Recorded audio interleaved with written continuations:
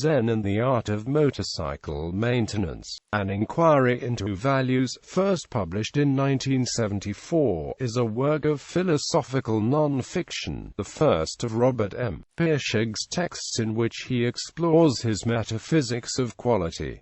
The book sold 5 million copies worldwide. It was originally rejected by 121 publishers, more than any other best-selling book, according to the Guinness Book of Records. The title is an apparent play on the title of the book Zen in the Art of Archery by Eugene Herrigel. In its introduction, Pirsig explains that, despite its title, it should in no way be associated with that great body of factual information relating to orthodox Zen Buddhist practice. It's not very factual on motorcycles, either.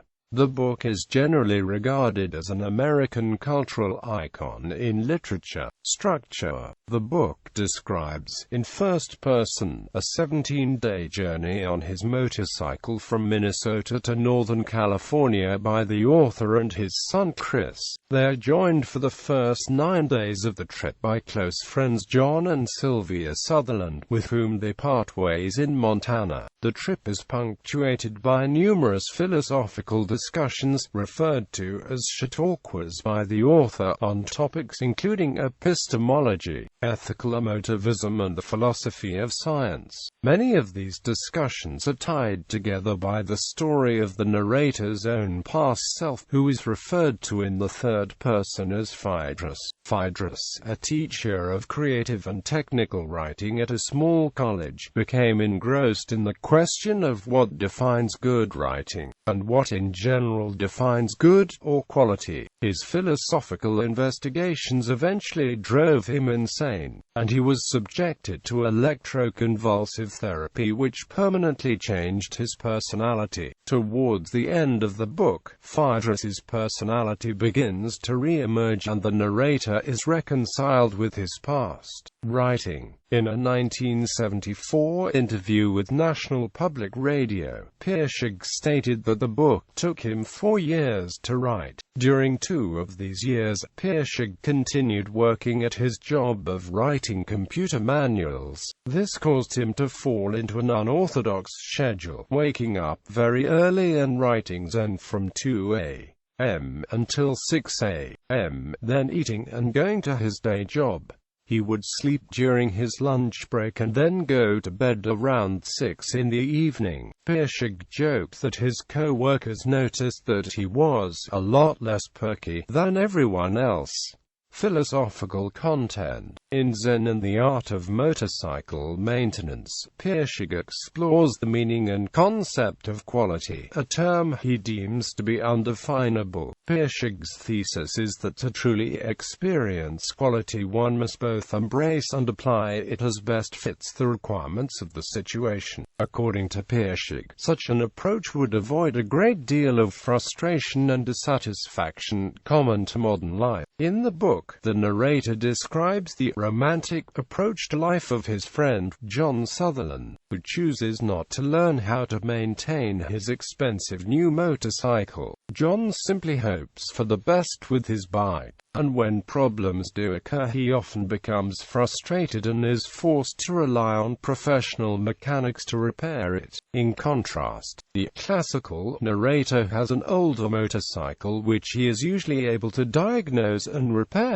himself through the use of rational, problem-solving skills. In an example of the classical approach, Pirsig explains to the reader that one must pay continual attention. When the narrator and his friends came into Miles City, Montana, he notices that the engine idle is loping a little, a possible indication that the fuel-air mixture is too rich. The next day he is thinking of this as he is going through his ritual to adjust the valves on his cycle's engine. During the adjustment, he notes that both spark plugs of black, confirming the rich mixture. He recognizes that the feel-good higher-altitude mountain air is causing the engine to run rich. New jets are purchased and installed, and with the valves adjusted, the engine runs well again. With this, the book details two types of personalities: those who are interested mostly in gestalts, and those who seek to know the details, understand the inner workings,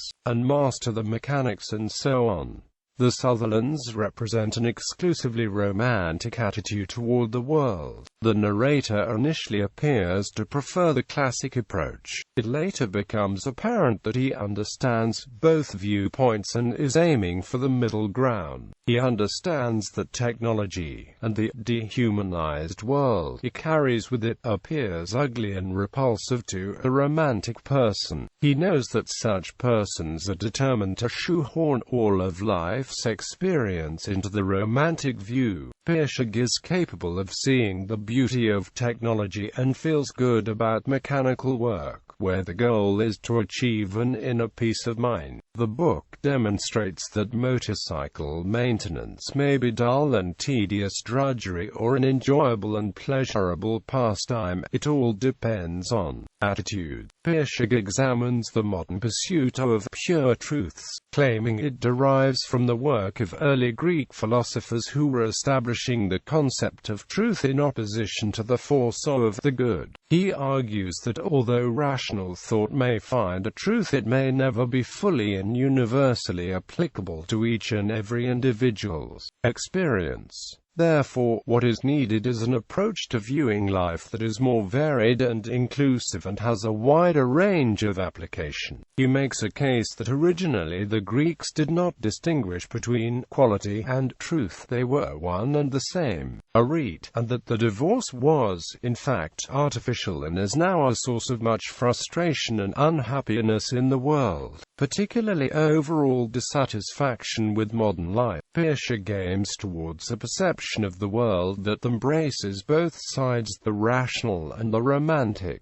This means encompassing our irrational sources of wisdom and understanding as well as science, reason and technology. In particular, this must include bursts of creativity and intuition that seemingly come from nowhere and are not rationally explicable. Pirsig seeks to demonstrate that rationality and Zen-like being in the moment can harmoniously coexist. He suggests such a combination of rationality and romanticism can potentially bring a higher quality of life. It has been noted that Pirsig's romantic classical dichotomy resembles Nietzsche's Dionysian-Apollonian dichotomy as described in The Birth of Tragedy. For example, in his book The Person of the Therapist, Edward Smith writes, in his popular novel Zen and the Art of Motorcycle Maintenance, Robert Pirsig also addressed the Apollonian and Dionysian worldviews, naming them respectively classical understanding and romantic understanding.